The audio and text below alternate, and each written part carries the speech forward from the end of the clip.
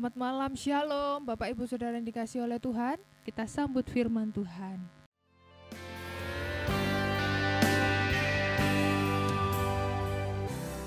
Bapakku datang menyembahmu di sini. Ku percaya Kau ada bagiku.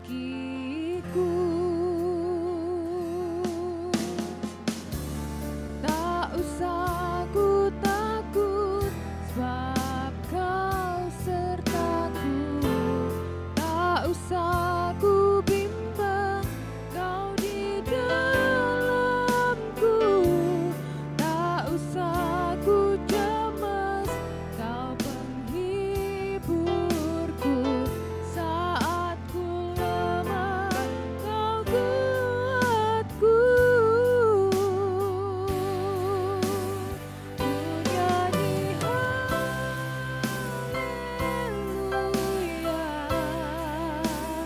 ku nyanyi haleluya. Sungguh Kau hebat, ajaib perkasa perbuatanmu. Ku nyanyi haleluya, ku nyanyi haleluya, ku nyanyi haleluya. Sungguh Kau hebat, ajaib perkasa perbuatanmu.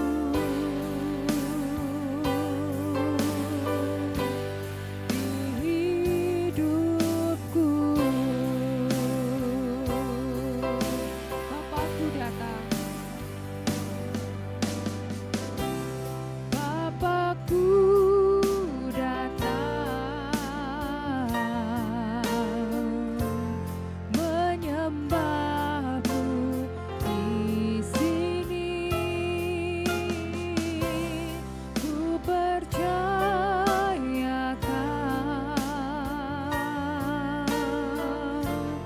ada bagiku. Tak usah ku takut, tak usah ku takut, sebab Kau sertaku. Tak usah ku bimbang, Kau di dalamku. Tak usah ku cemas, Kau penghiburku. Saat ku lemah, Kau kuatku. Ku nyanyi haleluya, ku nyanyi haleluya, ku nyanyi haleluya.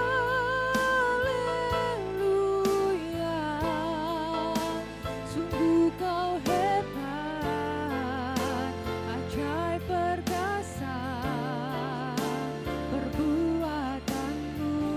Ku nyanyi haleluya, ku nyanyi haleluya,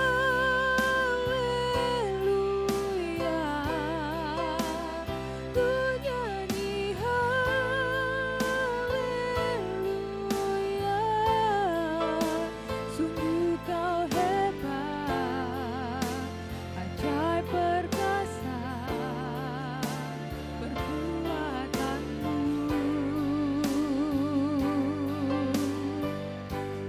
Di hidupku. Untuk doa firman saya serahkan kepada Bapak Diaken Muda Safrenu. Mari kita satu dalam doa. Kembali kami mengucap syukur Tuhan. Terima kasih Bapa untuk kesempatan yang baik hari ini Tuhan. Kami dapat memuji muliakan nama-Mu. Kami percaya Tuhan Kau melayani pada kami hari ini Tuhan. Terima kasih Bapa, tiba saatnya kami mau mendengar sabda firman-Mu Tuhan. Kau mengurapi hamba-Mu Bapak Gembala yang jadi saluran berkat bagi kami. Kuasa tuntunan Roh Kudus turun atas beliau Tuhan. Kau juga mengurapi setiap kami yang hadir saat ini Tuhan. Biarlah firman-Mu menuntut kami, membuka hati dan pikiran kami, mengarungi setiap hari kehidupan kami Tuhan. Terima kasih Bapa, kami mau mendengar suara-Mu di dalam nama Tuhan Yesus Kristus. Kami berdoa dan ucap syukur. Haleluya, amin. Amin. Terima kasih doanya. Diaken Muda Safrino, selamat malam keluargaku semua, shalom. Puji Tuhan, semangat sehat semua ya. Puji Tuhan, puji Tuhan. Terima kasih doa, dukungan dari semua saudara sehingga sampai malam hari ini kita dapat bersama-sama belajar di bawah kaki Tuhan kita Yesus. Belajar berarti kita jadi murid, dan manakala kita jadi murid yang suka diajar, maka penyertaan Tuhan terus berlaku buat setiap kita. Kita semua boleh mengalami hal yang baik dari Tuhan, karena Dia yang menjamin kita semua. Puji Tuhan. Baik, keluargaku semua, kita masuk di dalam firman Allah. Saya tadi sudah memberikan ayat yang perlu dibaca dalam satu perikop Yesaya pasal yang ke-26 ya. Ayat 1 sampai ayat 21. Bagi saudara yang sempat mendapatkan info itu dan saudara sempatkan membaca, ya, hal yang sangat bagus. Ini berkait dengan masa Prapaskah. Betapa luar biasanya kalau Allah berkenan membuka pikiran kita, hati kita, sehingga kita betul-betul memahami Paskah itu apa sebenarnya. Ya, kerja kuasa Allah yang dahsyat diperuntukkan bagi umatnya yang betul-betul mengalami penebusan dari Tuhan. Nah, kita sama-sama membuka Alkitab kita bersama hari ini di dalam Yesaya pasal 26. Saya silakan hari ini bersama dengan Bu Ria Hadi ya membacakan ayat-ayat ini mulai ayat 1 sampai ayat yang keempat lebih dulu. Pada waktu itu nyanyian ini akan dinyanyikan di tanah Yehuda. Pada kita ada kota yang kuat untuk keselamatan kita. Tuhan telah memasang tembok dan benteng. Bukalah pintu-pintu gerbang, supaya masuk bangsa yang benar dan yang tetap setia. Yang hatinya teguh, kau jagai dengan damai sejahtera, sebab kepadamulah ia percaya. Percayalah kepada Tuhan selama-lamanya, sebab Tuhan Allah adalah gunung batu yang kekal. Semua katakan amin. Ya, amin. Puji Tuhan. Saudara, ayat 1 sampai 4, ini serangkaian perikop satu kisah yang ditulis di dalam Yesaya pasal 26 ayat 1 sampai yang ke-21 itu. Tema yang diambil, yang ditulis oleh LAI, Lembaga Alkitab Indonesia, nyanyian puji-pujian karena. Jadi saudara dan saya itu kalau nyanyi, memuji Tuhan, pasti ada dasarnya. Karena apa? Satu, kelepasan dan penghakiman yang diberikan Allah. Jadi satu, kelepasan, kemudian penghakiman. Mungkin ada yang sempat berpikir ya, bertanya-tanya, Pak Gembala, bukannya penghakiman itu adalah hal yang menakutkan, menyeramkan? Saya mau kasih tahu buat kita semua. Di sini istimewanya, kata penghakiman bagi umat beriman yang sudah mengalami penebusan dari Tuhan Yesus Kristus itu bukan hal yang menakutkan. Penghakiman itu adalah pernyataan keadilan Allah atau keadilan Allah dinyatakan. Jadi buat orang beriman yang telah mengalami penebusan Tuhan, kata penghakiman atau keadilan Allah dinyatakan itu adalah hal yang sangat menggairahkan, menyenangkan, yang memicu, menstimulus pengucapan syukur kita kepada Dia. Nah, beda halnya jika saya dan saudara masih dalam posisi terhukum. Iya kan? Masih dalam posisi terhukum, buat lagi kesalahan, buat lagi pelanggaran, lantas kemudian harus menghadap pengadilan lagi. Yang ada dalam benak pesakitan itu ialah bahwa ya ini akan bertambah lagi hukuman yang diterima. Iya kan? Kalau seorang sudah mengalami kemerdekaan, ditebuskan merdeka sudah, lepas, tidak jadi budak iblis. Amin. Bisa nangkep, saudaraku? Nah, berarti kalau ada suatu keadilan Allah dinyatakan, wah mungkin dalam istilah hukum, wah ini aku mau menerima pembersihan nama. Sudah dipulihkan nama baik. Jadi ada hal-hal yang indah. Kenapa? Kadang orang Kristen yang sudah ditebus oleh Tuhan itu sendiri masih kurang confident, kurang rasa percaya dirinya itu enggak tumbuh. Saya kadang-kadang masih muncul di pikiran, apakah dosaku sudah diampuni? Apakah pengampunan Tuhan berarti sudah melupakan semua pelanggaranku? Apakah ancaman hukuman neraka itu betul-betul sudah bebas? Nah itu kadang-kadang kan masih muncul dalam pikiran-pikiran dan itu sebenarnya salah. Kekristenan yang seperti ini adalah kekristenan yang membuka celah buat kuasa gelap. Ngapain? Untuk menyampaikan tuduhan-tuduhan, mendakwa kita. Karena salah satu pekerjaan iblis yang harus diwaspadai adalah iblis itu pendakwa. Ya, dia selalu ingin membesar-besarkan. Kalau toh sebagai orang beriman kita masih sempat salah, ya ada dosa, tapi cepat kita minta ampun sama Tuhan, kita bereskan, kita selesaikan, kita minta kekuatan dari Tuhan untuk keluar dari sana dan kita sudah proses keluar dari segala kekurangan. Iblis masih ingin membawa kita kepada posisi yang semula, yaitu berdosa. Dan itu kita yang harus waspada. Makanya kita harus memiliki kepercayaan yang penuh kepastian. Jadi ayat 1 sampai ayat 4 ini berkait dengan jaminan Tuhan. Saya rilis pelan tapi cepat juga ya. Ayat 1, pada waktu itu nyanyian ini akan dinyanyikan di tanah Yehuda. Pada kita ada kota yang kuat. Untuk keselamatan kita Tuhan telah memasang tembok dan benteng. Ini jaminan. Ya, tahun ini adalah tahun jaminan Tuhan berlaku buat saya dan saudara. Amin. Apapun yang terjadi. Ya. Berbagai ragam liku-likunya kehidupan dunia. Tapi yang kita yakini, jaminan Tuhan berlaku atas saya dan saudara. Amin, saudaraku semua, ya.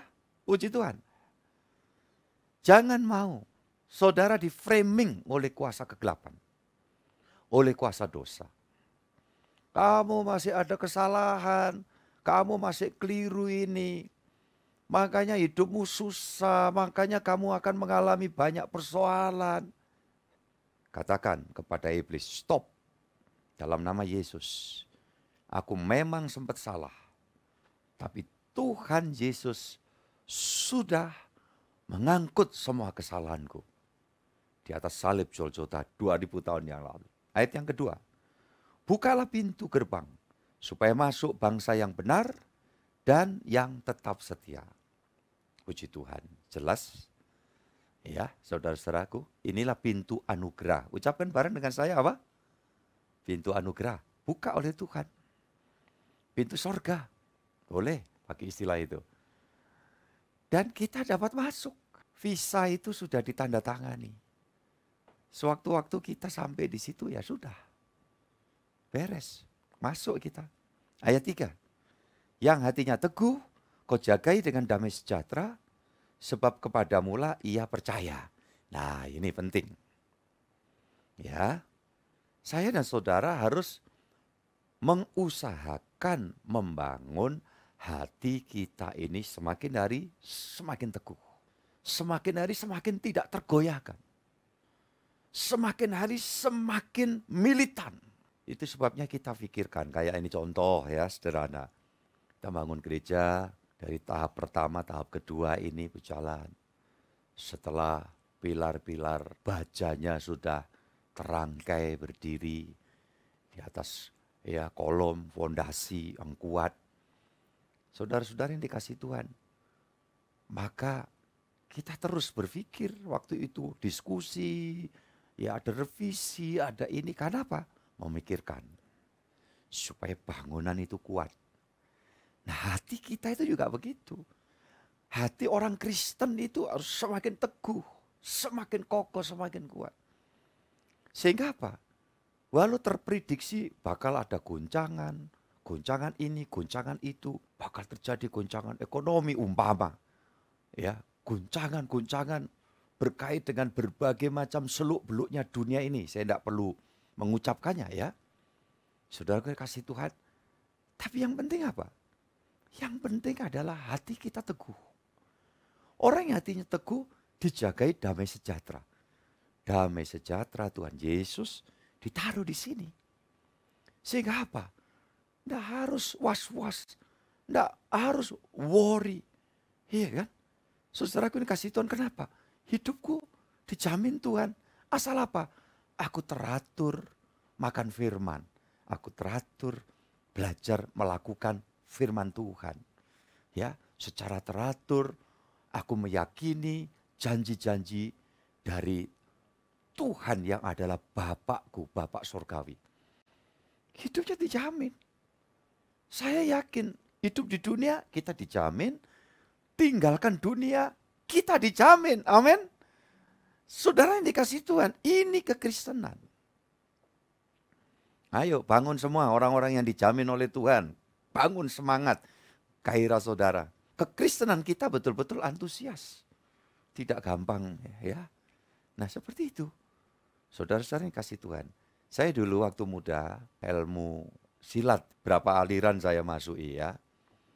Saudaraku ini kasih Tuhan, ya berlatih terus, ya kemudian juga melatih gitu ya. Maka sampai pada satu kesimpulan. Yang menjadi pegangan utama. Bukan kita mesti gentar menghadapi lawan yang lebih tinggi besar, lebih hebat barangkali jurus-jurus yang, kemampuan jurus yang mereka miliki. Ya itu memang harus diperhitungkan. Tapi di atas semuanya adalah apa?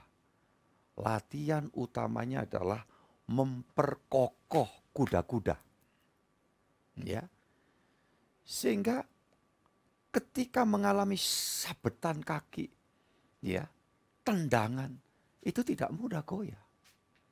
Jadi yang harus diperkuat adalah kuda-kuda.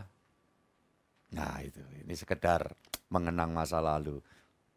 Ku terkenang masa lalu, gitu ya. Saudara-saudara yang dikasih Tuhan. Makanya saya pernah menyampaikan kepada saudara satu kisah perumpamaan di mana seorang pendekar muda ingin jadi murid dari seorang grandmaster silat kungfu. Masuk di padepokan itu dari hari pertama sampai 6 bulan gak diajari jurus. Ngapain?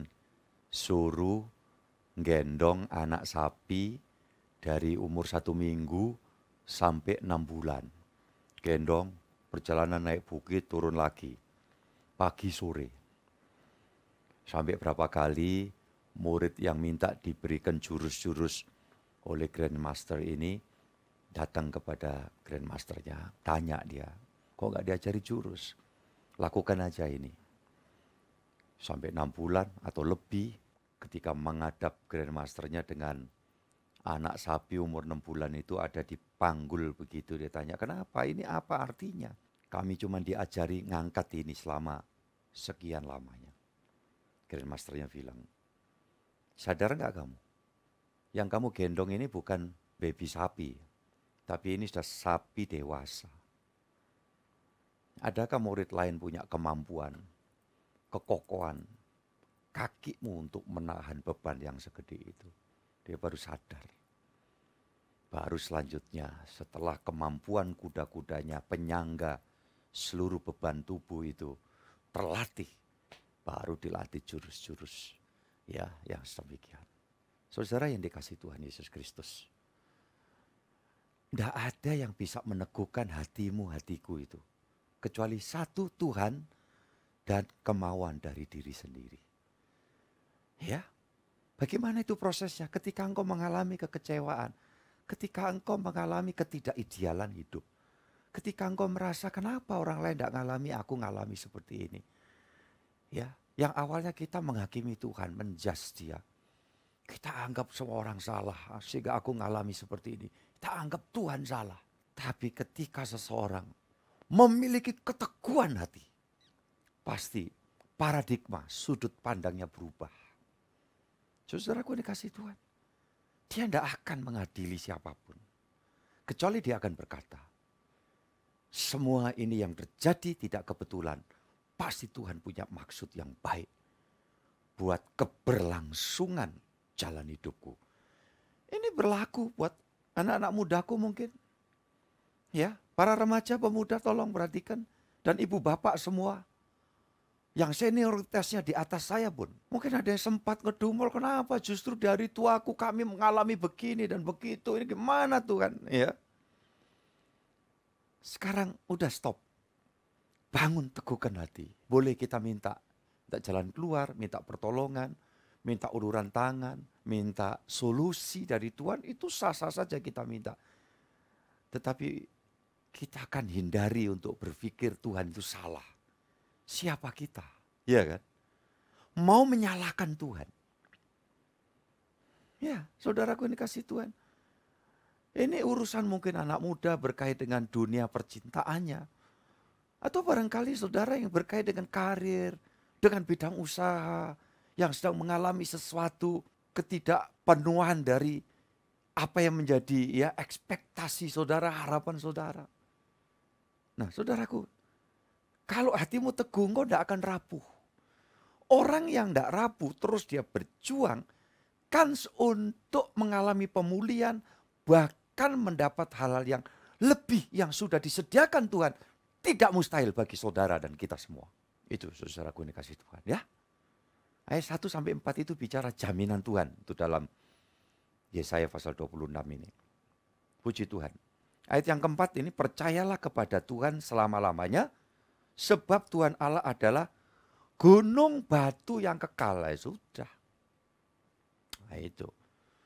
Makanya jangan ada yang sebagai Kristen menjalani hidup itu dengan kenapa begini, kenapa begitu. Nanti masalahnya banyak, tambah berat. Ya, tapi kalau aku yakin, aku bisa ditebus Tuhan, pintu anugerah dibuka. Nanti kita akan lihat lagi, apa karya Tuhan berkait dengan proses Paskah itu. Korelasinya, kaitannya apa dengan kekristenan kita. Dan di situ yang perlu kita bongkar habis. Huri Adi, tolong silakan dibaca ayat yang kelima. Sebab ia sudah menundukkan penduduk tempat tinggi. Kota yang berbenteng telah direndahkannya sampai ke tanah, dan dicampakkannya sampai ke debu. Sebab ia sudah menundukkan penduduk tempat tinggi, kota yang berbenteng telah direndahkannya sampai ke tanah, dan dicampakkannya sampai ke debu. Ini peristiwa Paskah Tuhan kita Yesus. Ya, saudaraku dikasih Tuhan. Sebab ia, huruf besar, sudah menundukkan penduduk tempat tinggi. Nah, ini perjanjian lama rasa perjanjian baru. Ya, Yesaya ini. Banyak nubuatan-nubuatan yang bakal terjadi. Kenapa dikatakan di sini yang menundukkan penduduk tempat tinggi? Kalau saudara baca nanti ya, di Efesus pasal 6 di sana dikatakan bahwa kita ini mempunyai lawan musuh adalah kuasa-kuasa yang ada di udara. Jadi persis ini. Bentuk tulisan pewahyuan apa yang bakal ditundukkan oleh Tuhan Yesus. Yaitu penguasa di udara, setan-setan. Kemudian apa? Kota yang berbenteng telah direndahkannya sampai ke tanah. Lah ini apa? Penundukan terhadap iblis kuasa gelap. Oleh siapa? Oleh Tuhan Yesus. Makanya waktu Tuhan Yesus tampil, semua orang yang dirasuk setan, pekerjaan iblis, kerajaan setan goncang. Kapan itu Pak Gembala? 2000 tahun lalu. Sudah selesai? Oh enggak, sampai hari ini. Makanya saudara-saudara yang berjalan bersama Yesus, di mana engkau ada, di situ menggoncangkan kerajaan iblis. Yang percaya katakan amin. Ingat loh. Bukan saudara yang takut setan. Setan takut saudara kalau saudara dan saya telah mengalami kuasa kematian dan kebangkitan Yesus. Di dalam kekristenan kita tidak cuma sekedar beragama. Bukan cuma kita merasa KTP kita ada tulisan identitasnya itu agama Kristen. Di mata Tuhan itu nggak terlalu masalah, nggak terlalu berkait itu identitas. Tapi entitas saudara dan saya sebagai Kristen itu yang menentukan. Mengalami Tuhan Yesus di dalam hidup kita. Nah, itu menggetarkan kerajaan iblis. Makanya jangan sekali-kali kompromi, main-main dengan iblis, dengan kuasa setan. Dengan cara berpikir keiblisan. Kita harus terus minta kekuatan Tuhan, tolong Tuhan. Lepaskan, jauhkan. Kami tidak mau terkait sedikit pun dengan berbagai macam falsafah, strategi, ya keiblisan. Dalam hal apa? Dalam banyak hal. Ingin menempuh sesuatu, libatkan Tuhan, jangan libatkan setan. Sedang menganalisa sesuatu, jangan kaitkan itu dengan, wah di pojokan situ ada setan. Pojokan situ itu angker, pojokan situ ada wewe gombel. Terus gimana Pak Gembala? Sebaliknya, di dalam hidupku ada Tuhan Yesus yang digentari setan, ditakuti oleh setan. Itu sebabnya baik setan yang di pojokan, yang di sudut sana, yang di sana, yang di corner sana, yang di belakang dapur. Dalam nama Yesus, nyas semua. Harusnya begitu. Ya, jangan salah. Haleluya, saudaraku dikasihi Tuhan. Jangan gara-gara kita sedang menghadapi problem, ya kaitan barangkali bidang usaha kita atau pekerjaan kita atau kedinasan kita atau pelayanan kita, lantas kita bawa-bawa ini karena ada pekerjaan setan. Ini ada kuasa gelap ini. Nah, ungkapan itu saudara tanpa sadar mengecilkan Tuhan. Makanya coba saya ingat lagi ada kalimat lama yang saya berkali-kali koreksi. Saya niatnya mau maju Pak Pendeta, rohani saya mau tumbuh, saya mau sungguh-sungguh. Ayo kalimat berikutnya ada yang ingat gak? Tolong saudara menghadap kamera. Tapi, apa Pak Adi? Tolong Pak Adi. Langsung mesem gitu tuh saya paham kalau Pak Adi sangat-sangat paham. Unmute sebentar Pak Adi yang bicara. Tapi iblis tidak tinggal diam. Nah ini seringkali orang Kristen berpikir begitu. Saya mau maju, saya mau semangat. Tapi iblis tidak tinggal diam. Karena iblis tidak tinggal diam, lanjutannya apa Pak Adi? Tolong Pak Adi. Akhirnya saya yang diam.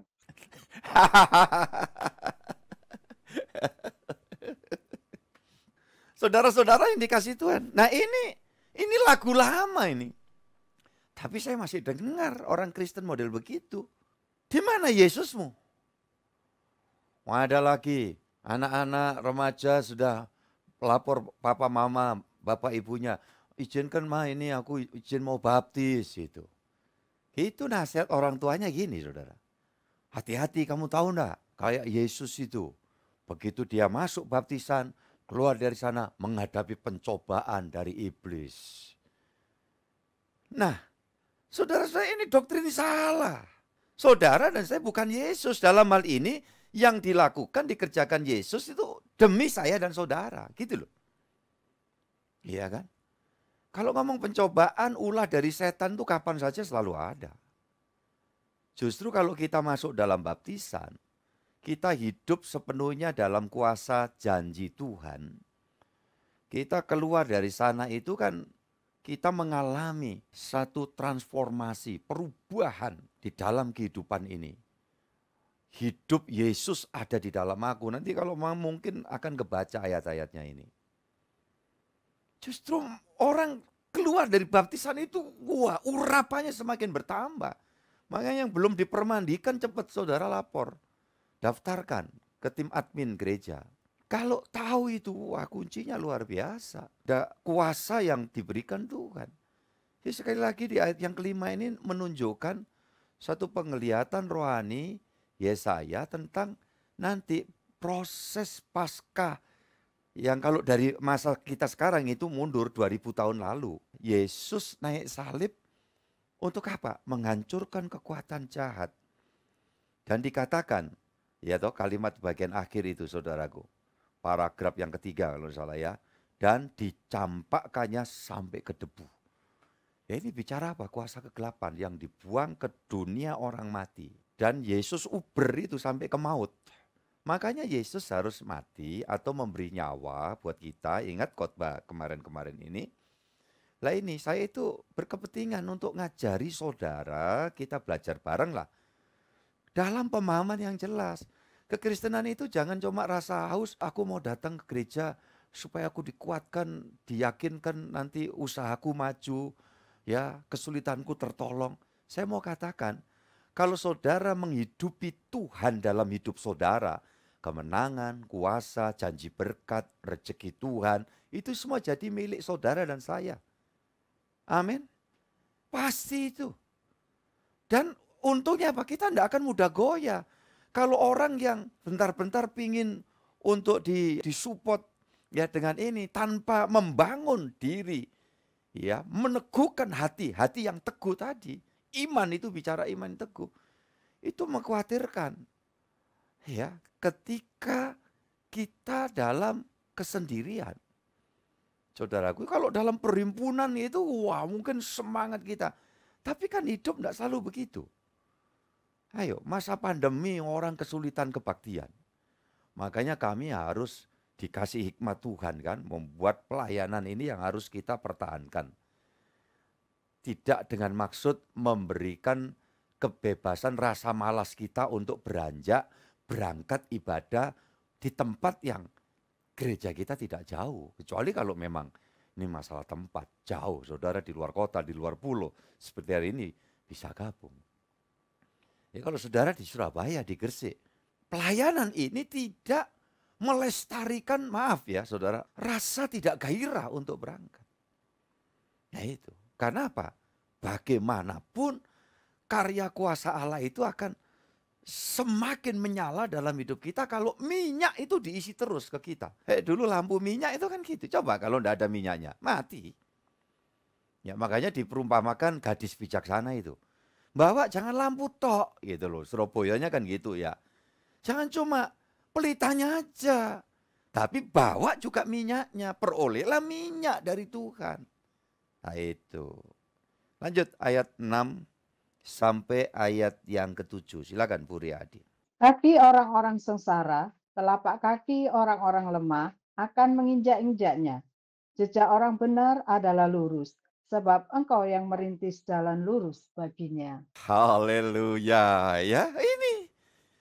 Ya, dikatakan kaki orang sengsara. Siapa? Orang yang sudah ditebus Tuhan.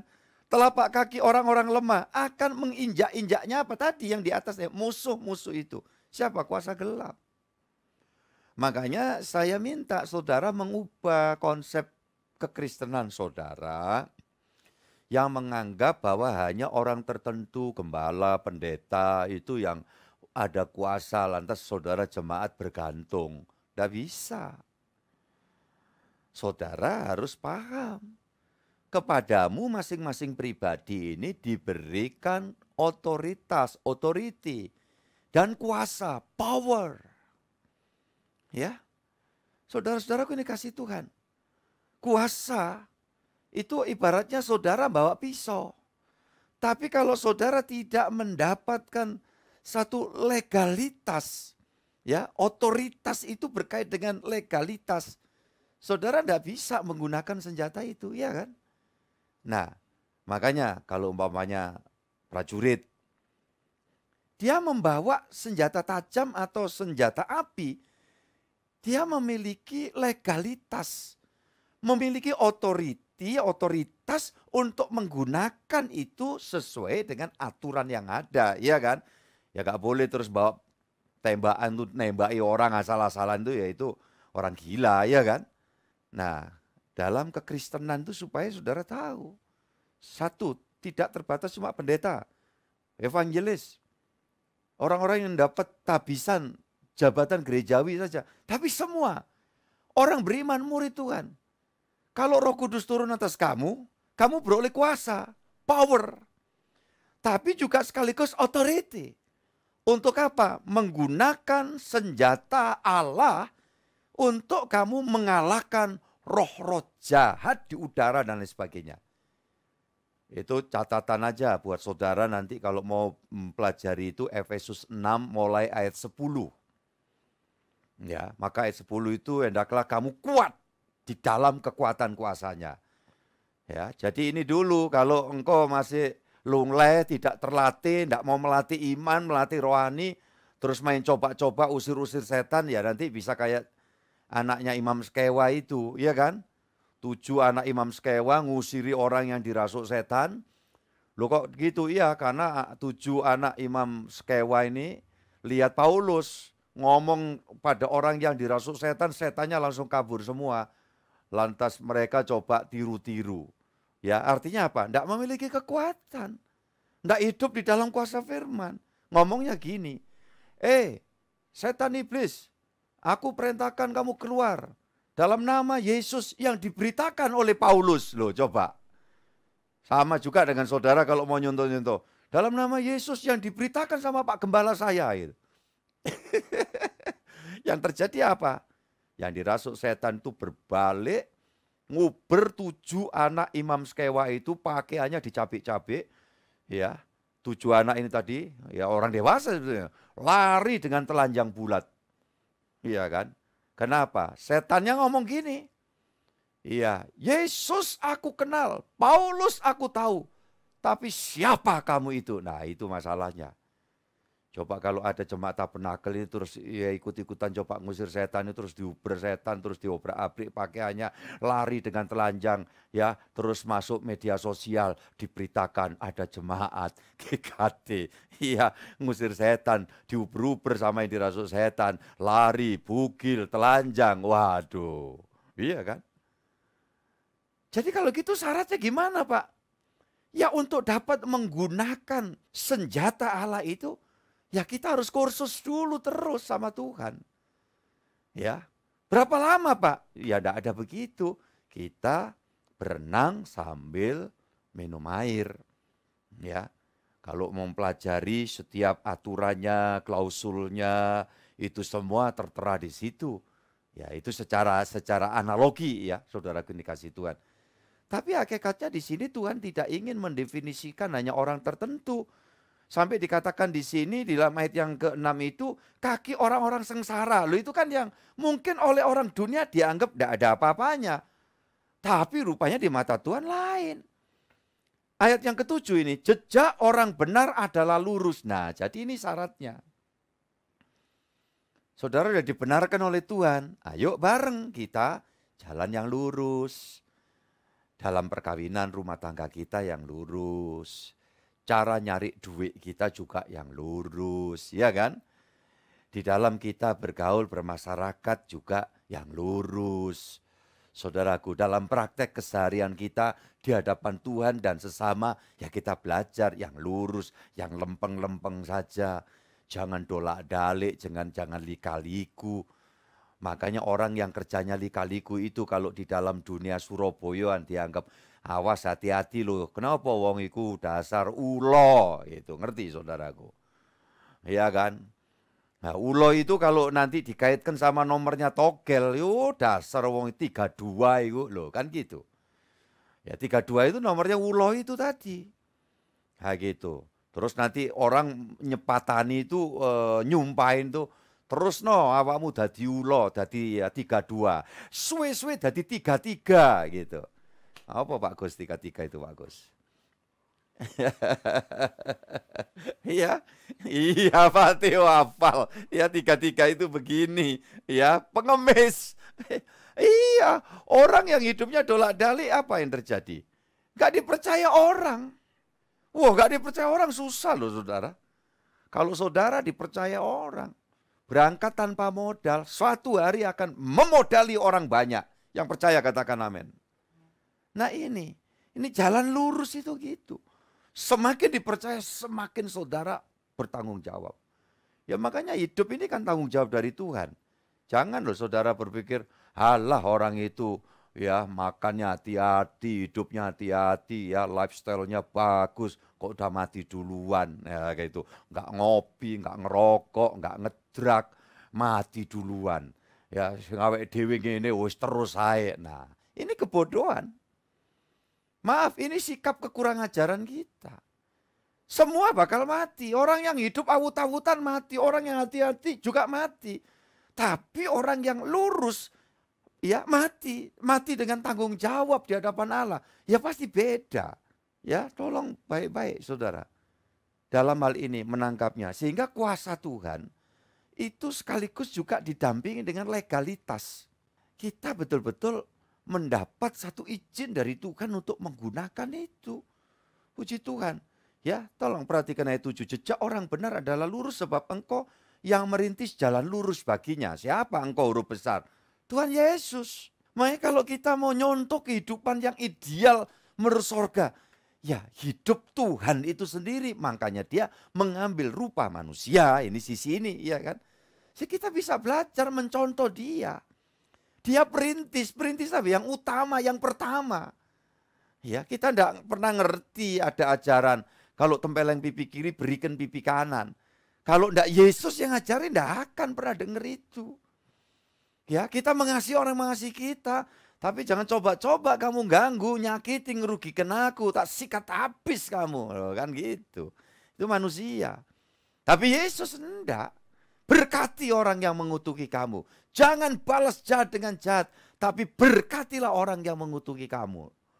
Nah saudara-saudara yang kasih Tuhan itu perintis sorga itu kayak gitu. Ya makanya jangan mau di framing oleh siapapun. Terus gini orang-orang. Ada yang ngomong, siapa yang bisa melakukan gitu? Itu urusan nomor 2 dulu. Tapi nomor 1 itu adalah bagaimana kemurnian ajaran sorga itu. Bukan ajaran yang dicocokkan dengan sifat kedagingan manusia. Sehingga ya itu yang paling disukai oleh manusia. Sementara Tuhan bilang jangan, yang ini bilang oh boleh gak apa-apa. Lebih dari itu. Ya paling laris. Iya kan? Ajaran begitu paling laris. Nah masalah wah ini sulit. Disitulah kita jadi murid Tuhan. Namanya murid belajar. Ya belum ada orang yang sempurna, perfect. Belum. Tetapi kalau kita mau dituntun Tuhan, tidak ada yang mustahil. Amin, saudaraku ini kasih Tuhan. Iya, kita belajar pelan-pelan. Iya, puji Tuhan. Ayo, tolong Bu Ria Hadi bacakan ayat 8 dan 9. Ya Tuhan, kami juga menanti-nantikan saatnya Engkau menjalankan penghakiman. Kesukaan kami ialah menyebut namamu dan mengingat Engkau. Dengan segenap jiwa, aku merindukan Engkau pada waktu malam. Juga dengan sepenuh hati aku mencari Engkau pada waktu pagi.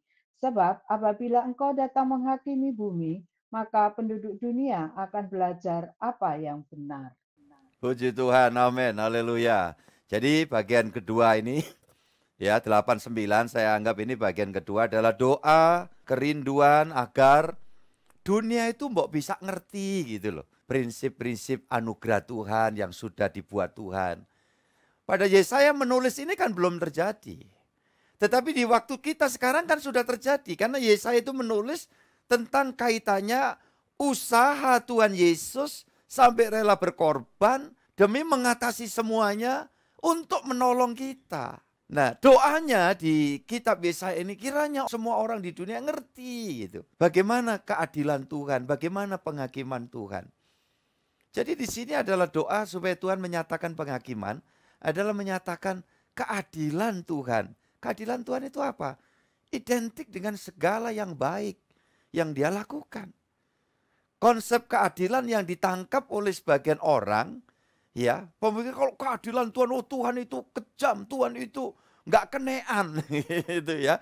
Dikit-dikit murka, memang dia murka ketika melihat dosa. Sehingga ada kalimat Tuhan benci dosa, tetapi Tuhan sayang orang berdosa.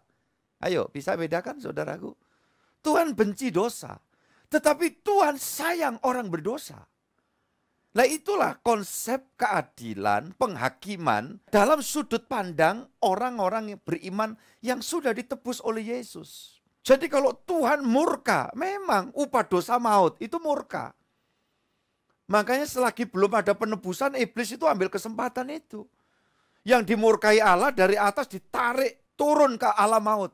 Setiap nyawa keluar dari tubuh, wah ini kena murka Allah, tarik ke alam maut. Itu sebabnya waktu peristiwa Jumat Agung, Tuhan Yesus turun ke alam maut di dalam Ibrani 2 ayat 14, itu pedoman saya itu. Ya, kemudian Ibrani 10 ayat yang ke-20, Ibrani 10 ayat 10 dikatakan satu kali korban tubuh Yesus untuk menebus dosa kita selama-lamanya. Luar biasa. Itu Tuhan kita. Dia lakukan seperti itu. Ini yang menjadi kerinduan dari ungkapan Yesaya pasal 26 ayat 8 dan 9 itu. Saudara-saudara yang dikasihi Tuhan. Karena harapannya apa? Supaya orang dapat mengerti betapa Tuhan itu baik. Tuhan itu bermurah. Itu loh saudaraku yang dikasihi Tuhan. Tolong dilanjut ayat yang ke-10 dan 11 Bu Ria Hadi. Seandainya orang fasik dikasihani, ia tidak akan belajar apa yang benar.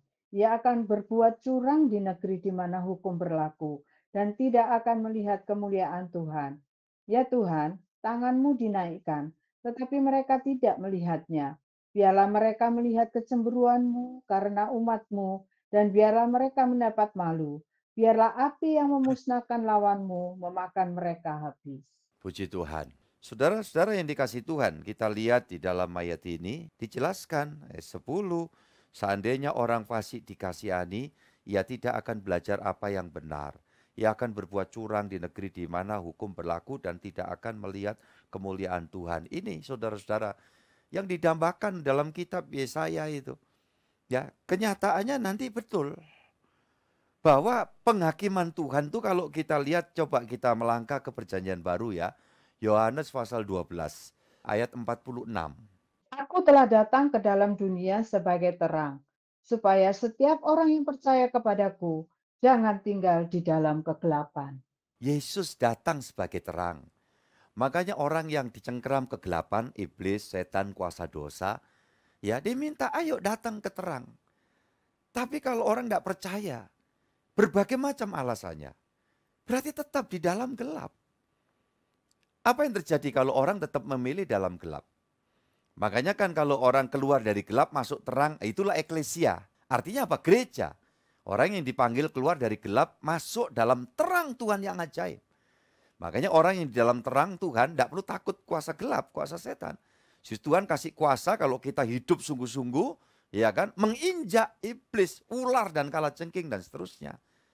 Yohanes 12 pasal yang sama ayat 48 Bu Riyadi, silakan. Barang siapa menolak aku dan tidak menerima perkataanku, ia sudah ada hakimnya, yaitu firman yang telah kukatakan. Itulah yang akan menjadi hakimnya pada akhir zaman. Jadi saudara, firman datang jadi manusia Yesus. Ya, itu adalah sebagai terang. Sekarang orang mau datang ke terang atau mau tetap ada dalam gelap. Orang fasik itu sama dengan orang yang suka terus dalam kegelapan. Yesaya pasal 26 tadi ayat yang ke-10 kan dikatakan. Ada orang fasik mencemooh kebenaran. Nah kita tangisi, kita doakan. Makanya Kristen itu jangan sibuk cuma kita harap pertolongan, campur tangan Tuhan untuk kepentingan kita, usaha kita bebas dari masalah, kesulitan dan sebagainya. Boleh sih itu didoakan. Tapi lebih daripada itu ada enggak beban? Hati kita yang mengasihi jiwa-jiwa. Siapa? Bagian dari keluargamu. Sanak familimu. Aduh, mungkin sudah tahu ada orang yang senengannya itu demen dengan roh-roh jahat, dengan praktek obatan, okultisme yang aneh-aneh. Ya, apa yang harus kita lakukan? Kita doakan. Kalau ada kesempatan kita ajak doa, kita kasih ya diskusi, ngobrol. Dengan tidak saling menghina, tidak, Tuhan tidak ngajari begitu. Apalagi kalau dia datang cerita tentang kesulitannya, adalah kesempatan untuk saudara berkata, ayo datang pada Tuhan, Tuhan mengasihimu. Kalau kamu menyambut Tuhan, kamu mengalami penebusan Tuhan, tidak usah khawatir. Pertolongan Tuhan tuh kalau dia mau tolong kita tidak ada yang sulit. Ya, minimal kalau kita menanti Tuhan ada kekuatan baru dari Tuhan. Tidak gampang putus asa, ya, tidak gampang terus hidup itu mau tabrak sana tabrak sini, iya kan? Saudara-saudara yang dikasihi Tuhan Yesus Kristus. Nah, itulah. Maka dikatakan firman Yesus datang. Itu adalah menjadi penentu. Kalau orang yang ada di dalam dia, di dalam terang, sudah tidak perlu menghadapi penghakiman nanti. Sampai urusan kiamat itu. Tidak ada lagi. Tidak perlu lagi. Ya, saya mau kasih gambaran secara sederhana saja. Orang yang ada di dalam terang itu, ya sudah tidak perlu dihakimi lagi, tidak perlu dihadiri lagi. Satu sisi sudah diberitahu, maut sudah tidak perlu mampir kita ke sana ya. Jangan transit ke maut. Kalau kita sewaktu-waktu dipanggil Tuhan udah yakin aja, buka mata kita itu dituntun sama Tuhan. Karena apa? Tuhan udah ngomong, aku pergi ke sana untuk menyediakan apa? Halo? Iya, tempat bagi kita. Bagi kita semua, kita ini sedang perjalanan rame-rame menuju ke sana. Ya, berapapun umur saudara, ya harus mempunyai satu sasaran. Destiny kita itu bukan, wah hidup yang gimana, itu cuma bonus-bonus kecil. Ada kelimpahan, ada kemajuan, ada ini bonus-bonus kecil. Tapi ingat, satu hari kita akan dibawa ke satu kenyataan. Kita ketemu Tuhan. Masalahnya saudaraku ini kasih Tuhan, jalan kita ini setia, tekun terus dalam terang, atau masih suka-suka ke kegelapan? Nah itu hati-hati, cepat tinggalkan gelap. Ada dalam terang, aman, beres. Ya, dijamin Tuhan, kita tidak perlu lagi untuk takut, wah gimana nanti kegelapan itu. Enggak. Orang sedang berpikir, wah kuburan itu gelap. Ya segala macam, alam kubur itu gelap itu. Tidak berlaku buat orang beriman, saya dan saudara. Atau keluarga kita, orang-orang yang kita kasih, yang mengasihi kita, yang sudah pergi duluan. Tidak berlaku itu. Gelapnya alam kubur, oh tidak berlaku. Alam kubur mungkin identik dengan MAUT, maut. Tetapi Yesus Tuhan berkata, aku pergi menyediakan tempat bagimu di sana. Lah ini omong, sampaikan. Makanya kalau saudara ngakses YouTube channel kita, Tabernacle Family Gresik Surabaya ini, saudara bagikan kepada orang lain, tidak mustahil mereka juga dapat berkat. Ya, mungkin saat-saat ketakutan. Ya, saat ada pergumulan dalam hidup. Pergumulan itu kental kok dengan hidup manusia, betul tidak saudaraku? Manusia itu kental dengan berbagai masalah, dengan pergumulan. Tapi kalau diri saya dan saudara teguh, dijagai Tuhan, kita dalam terang Tuhan, kita tidak perlu gentar. Semua pasti dapat kita lewati bersama dengan Dia. Ya, saudara-saudara yang dikasihi Tuhan, ya saya masih cukup banyak sebetulnya ya referensi ayat-ayat ini, tapi tentu waktu bicara ya kepada kita. Yang saya kirim kepada Bu Ria Hadi juga ada banyak petunjuk ayat referensi, ayat yang harusnya kita semua paham. Ya, tetapi saya yakin hari ini kita sudah semakin paham di dalam Tuhan. Makanya jangan andalkan kemampuan, hikmat, kepintaran kita, tetapi dalam paradigma duniawi. Jangan. Saudaraku yang dikasihi Tuhan, Alkitab memberitahu kalau kita tidak fasik, seperti tadi ayat yang ke-10 dalam pasal 26, melainkan kita ada dalam terang Tuhan, itu hikmat Tuhan akan menuntun kita. Dan kita mungkin sedang mengalami hal-hal yang nampaknya sulit. Tapi justru dengan iman kita bergerak, di situ kita akan dapat melewati orang-orang yang awalnya merasa diri hebat. Satu contoh sederhana, iya kan? Daud muda itu kan gak ada apa-apanya, dianggap ecek-ecek, kaleng-kaleng. Ya, di mata Raja Saul. Dengan semua punggawanya, ada Abner, ada siapa saja itu punggawa-punggawa, panglima perangnya Raja Saul. Tapi waktu ditantang Goliat, semua keteter. Bahasa Surabaya, dengkule kotean. Ya, datanglah seorang anak yang masih nampak culun, ya. Saudaraku ini imut seperti itu. Tapi imannya luar biasa. Ya, ada yang lain berkata, gak apa-apa Tuhan, suruh maju aja, mati-mati pun juga bukan urusan kita. Ya, buat apalah anak model kayak begitu. Daud itu dianggapnya kayak gitu. Tapi coba kita lihat, ini ayat penutup ya, 1 Korintus pasal 1. 1 Korintus pasal 1. Orang yang ada dalam terang, orang yang hidup dalam jaminan Tuhan, itu lain ya. Ayat 23. 1 Korintus 1 ayat 23. Silakan Bu Riyadi. Tetapi kami memberitakan Kristus yang disalibkan. Untuk orang-orang Yahudi suatu batu sandungan, dan untuk orang-orang bukan Yahudi suatu kebodohan. Amin, haleluya. Kristus adalah kekuatan Allah dan hikmat Allah yang membawa kita dapat melewati semua tantangan dan kesulitan. Baca seluruh perikop ini ya nanti, karena di situ akan dijelaskan yang dianggap bodoh oleh dunia, tetapi kalau dia ada di via Allah, justru dia mengalami hikmat, sebab Yesus menjadi hikmat bagi orang beriman. Makanya jangan ada yang kecil hati. Ya, ada anak-anak Tuhan yang barangkali rindu kuliah, gagal karena mungkin biaya keuangan, harus kerja dulu. Tapi kalau mau terus doa, coba searching, cari tahu, ya googling, mungkin ada beasiswa dan sebagainya. Banyak kesaksian ya yang diberitahu kepada kita. Anak pendeta, sak keluarga dikirim ke Eropa, diwanti-wanti, tidak boleh kerja nyambi apapun. Selesaikan program doktoral, masih muda. Saudaraku yang dikasihi Tuhan, istrinya, anak-anaknya diberangkatkan. Bagaimana itu beasiswanya? Justru dari dalam negeri. Ya, makanya orang jangan suka dengar omongan yang pesimis, pasif.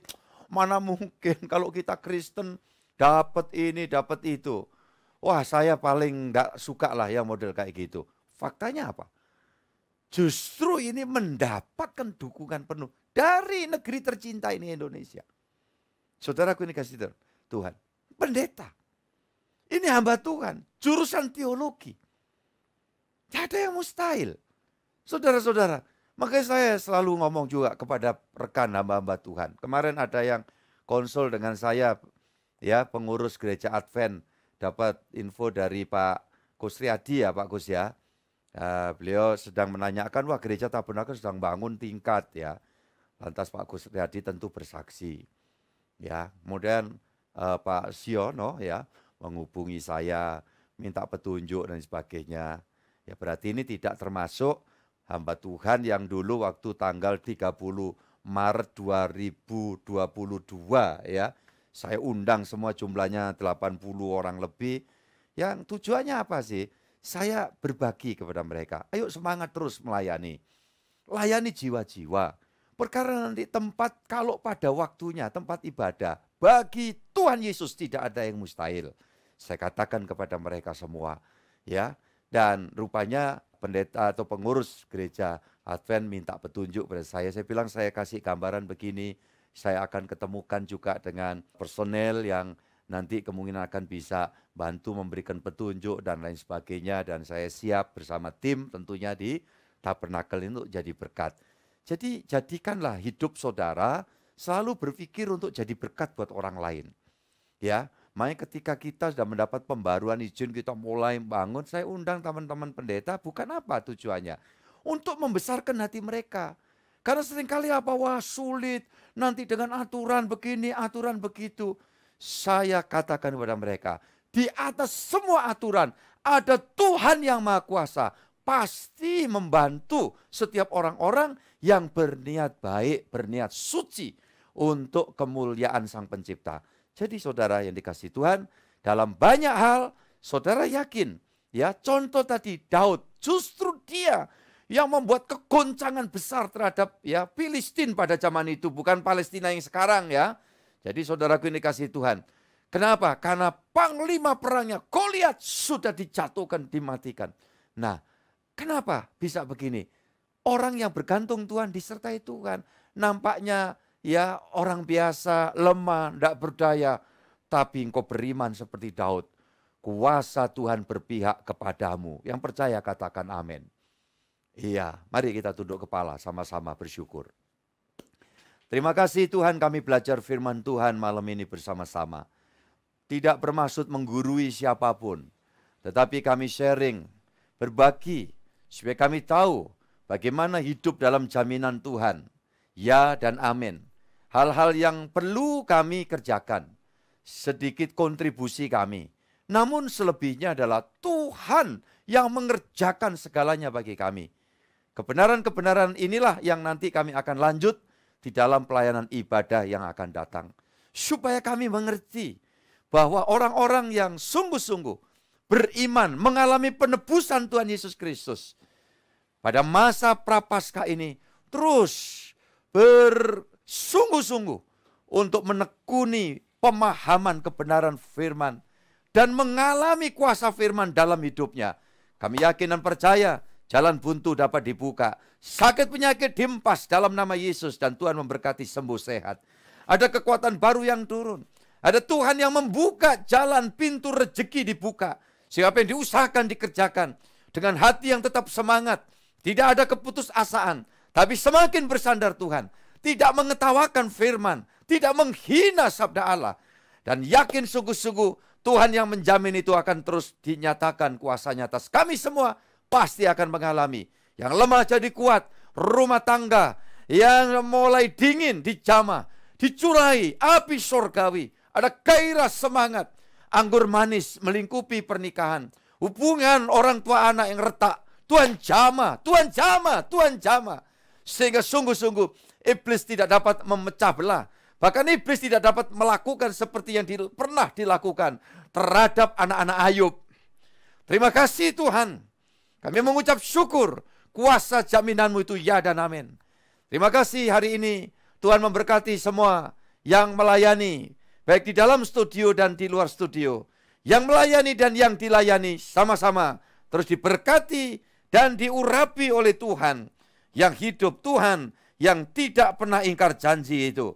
Terima kasih Tuhan. Semua yang hadir dalam ibadah online ini, baik yang lama ataupun yang baru, kami akan terus terkait. Kami akan terus terkorelasi untuk menikmati hadirat Tuhan. Terima kasih Tuhan. Kami bersyukur rahmat berkat-Mu turun atas semua anak-anak-Mu. Terpujilah Engkau sekarang sampai selama-lamanya. Dan sekarang kami mengangkat tangan bersama jemaat. Memberkati Indonesia. Kami syafaatkan Indonesia di dalam berkat Tuhan. Kondusivitas terjadi di negeri ini. Dalam masa proses yang sudah berjalan. Pemilu lancar. Dan sekarang prosesnya sampai tanggal 20 Maret yang akan datang. Dan sesudahnya semakin aman sejahtera.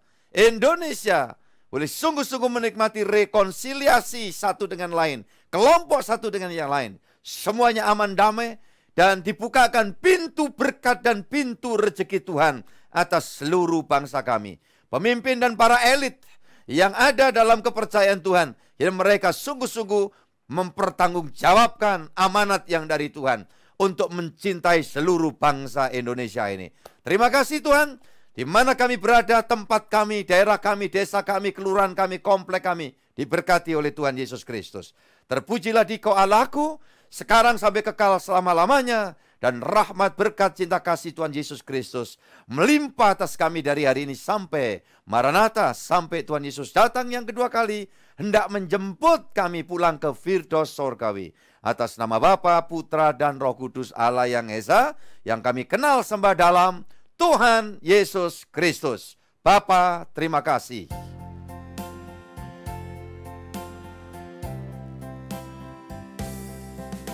Bapa,